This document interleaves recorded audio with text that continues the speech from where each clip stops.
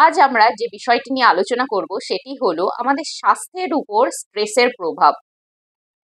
আমরা আমাদের চারপাশে নানাবিধ রোগ দেখতে পাই, যে রোগগুলো এখন খুব কমন হয়ে গেছে। আমরা আমাদের পরিবারের মধ্যে, বন্ধু বান্ধব, আত্মীয় স্বজন, পাড়া প্রতিবেশী সকলের মধ্যেই যেন এই সমস্ত রোগগুলোকে খুঁজে পাই, যেটি আজ থেকে 10-15 বছর আগেও শুনতাম এই দূরবর্তী সম্পর্কের কারুর একজনের এরকম একটি রোগ হয়েছে। তার মধ্যে রয়েছে আলসার, অ্যাস্থমা, ডায়াবেটিক, এমনকি ক্যান্সার, যা স্ট্রেসের কারণে আমাদের শরীরে আজ বাসা বাঁধছে। আমরা কথায় কথায় বলেই থাকি আজকাল এত স্ট্রেস, যার কারণে এই নানাবিধ রোগ দেখা দিচ্ছে।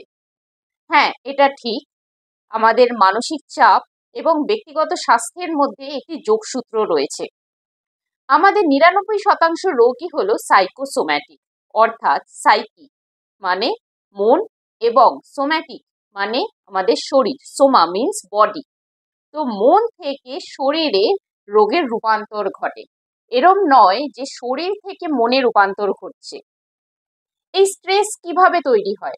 নানা কারণে তৈরি হয়। অর্থনৈতিক কারণবশত তৈরি হয়, সামাজিক কারণের জন্য তৈরি হয়, পারিবারিক ক্ষেত্র থেকে তৈরি হতে পারে, এমনকি আমাদের জীবনযাত্রার মানের উপর দাঁড়িয়েও এই স্ট্রেস তৈরি হতে পারে। কিন্তু এখন প্রশ্ন হলো, স্ট্রেস হওয়া মানেই কি গুরুতর অসুস্থতার দিকে হাতছানি দেওয়া? স্ট্রেস হলেই কি আমরা সকলে অসুস্থ হয়ে পড়ি?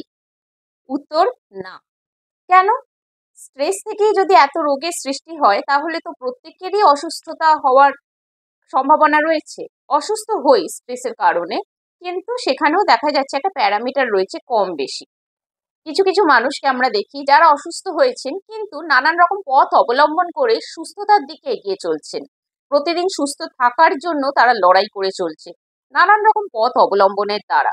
আবার আরেক সংখ্যক মানুষকে দেখি যারা গুরুতর মারণ রোগের শিকার হচ্ছেন। এমন কেন হয়? ভগবান বা ঈশ্বর তিনি কি পার্সিয়ালিটি করেন, যে কিছু সংখ্যক মানুষকে তিনি পছন্দ করেন তাই সামান্য অসুখ দেন যাতে সে তাড়াতাড়ি সেরে ওঠে, আর কিছু সংখ্যক মানুষকে তিনি অপছন্দ করেন যার জন্য এই ধরনের মারণ রোগ দিয়ে থাকে? যখনই কোনো গুরুতর অসুস্থতার দিকে আমরা ধাবিত হই, বা সামান্য অসুস্থতা হলেও আমরা ভগবান ঈশ্বরের দিকেই তাকিয়ে থাকি। আর সেখানে যদি গুরুতর হয়, সেক্ষেত্রে আমরা এরকম কথাও বলে থাকি, আমার সাথেই বা আমার পরিবারের সাথেই কেন এমনটা হলো? ভগবান বা ঈশ্বর কাউকে তো আলাদা চোখে দেখেন না, তার চোখে সবাই সমান। তাহলে এমন কেন হয়? আমরা যারা শারীরিক এবং মানসিকভাবে সুস্থ সবলভাবে জন্মগ্রহণ করেছি, আমাদের তো অসুস্থ হওয়ারই কথা নয়। আমাদের কোনো ছোট থেকে জেনেটিক রোগ ছিল না, আমরা হাতে পায়ে একদম সুস্থ সবলভাবে জন্মেছি।